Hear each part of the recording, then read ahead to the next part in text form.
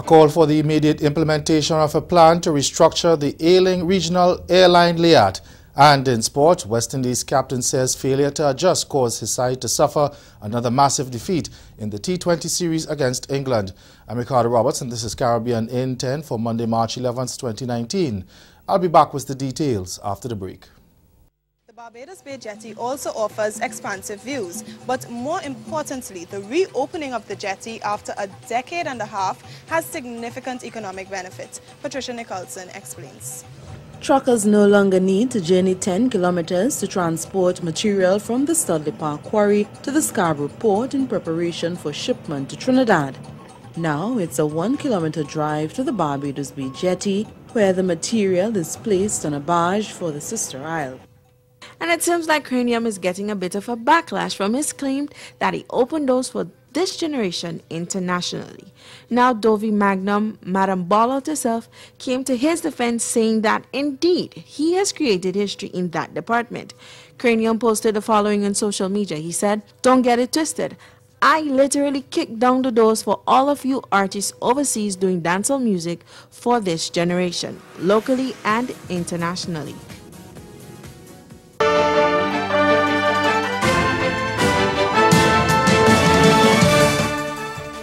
Antigua and Barbuda's Prime Minister Gaston Browne says Liat is now at the crossroads and plans to restructure the regional airline must be implemented immediately. And he made a special appeal to Liat pilots and their union not to frustrate the restructuring efforts. Now, following an emergency meeting of Liat shareholders, Browne says it is imperative that a Caribbean Development Bank report to restructure the Antigua-based airline take effect immediately. We get more in this ABS News report. The platform of the meeting was a Caribbean Development Bank report that is recommending a major restructuring of the airline. Speaking earlier today, Prime Minister Browne, in no uncertain terms, declared the time has come. Liat, he says, is at a crossroads, and the restructuring plan must be implemented as an absolute imperative. He indicated that the plan will impact all levels of the operations of Liat, from management, the pilots, and the staff. The sacrifice they will have to undergo will be significant, Prime Minister Browne says. One of the areas, he said, was the reduction in remuneration for pilots and management. Shareholder governments will have a major role to play. Prime Minister Browne says the plan calls for shared benefits and shared burdens on their part. Just last month, the CDB expressed grave concern about the slow pace of the implementation of the restructuring plan. President Warren Smith, in a piece in Barbados Today, says he was disappointed that shareholder governments are yet to take on the recommendations. He stressed that airlift was critical to intra-regional travel, and there needs to be more urgency in addressing the airline's issues. Prime Minister Browne, meantime, was particularly pointed on his comments about the pilots, who have been consistent with their demands on the airline. He's urging that they too must realize that they will have to shoulder a major part of the burden if Liat is to survive. Cayman Airways has suspended the use of its new Boeing 737 MAX 8 aircraft following yesterday morning's fatal crash of one of that same type of plane operated by Ethiopia Airlines. Now, it was the second fatality involving that plane model in less than 6 months. The Ethiopia Airlines crash occurred shortly after takeoff from the Addis Ababa airport, and all 157 people on board perished. Now, President and CEO of Cayman Airways, Fabian Worms, said in a statement yesterday evening that the airline stands by its commitment to putting the safety of passengers and crew first by maintaining complete and undoubtedly safe operations. He said Cayman Airways is working with Boeing Corporation and the Civil Aviation Authority of the Cayman Islands to monitor investigations into the Ethiopian Airlines flight.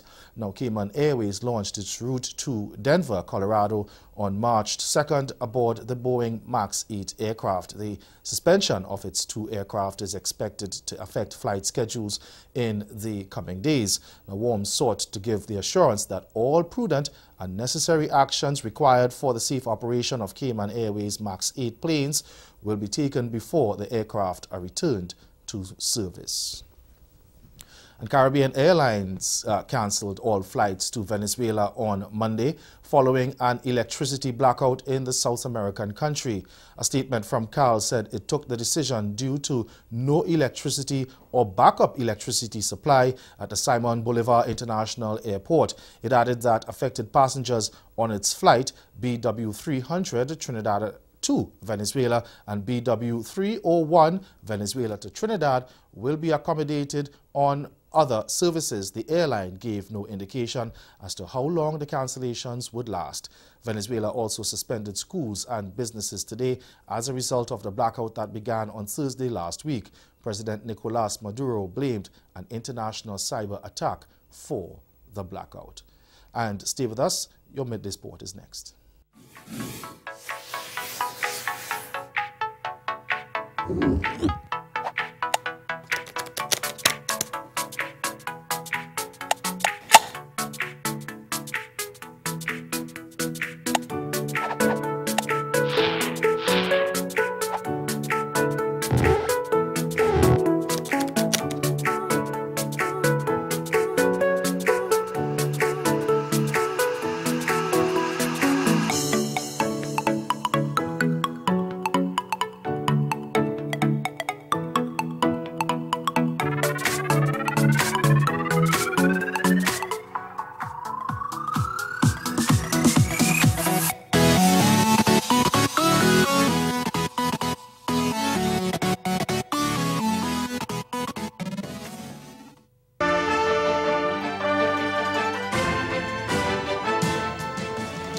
West Indies captain Jason Holder says losing momentum was not the issue for his side when they were rolled over by England at Warner Park St Kitts in the third and final T20.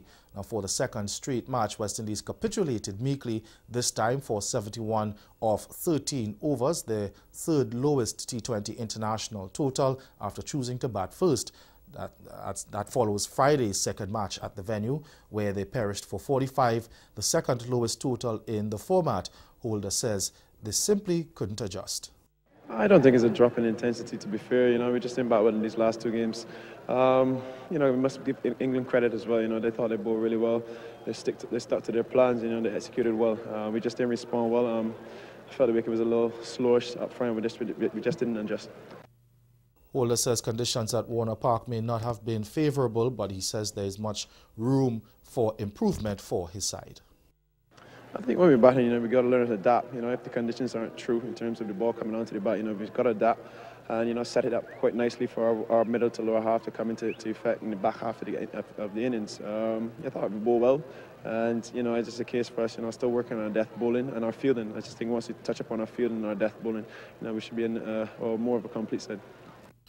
Over to rugby now. Tom Healy scored a hat-trick of tries as Bermuda opened their Rugby America's North Championship campaign with a convincing 43-14 victory over Jamaica at the National Stadium at the weekend, despite some ill discipline that saw them reduced to 13 men at one stage.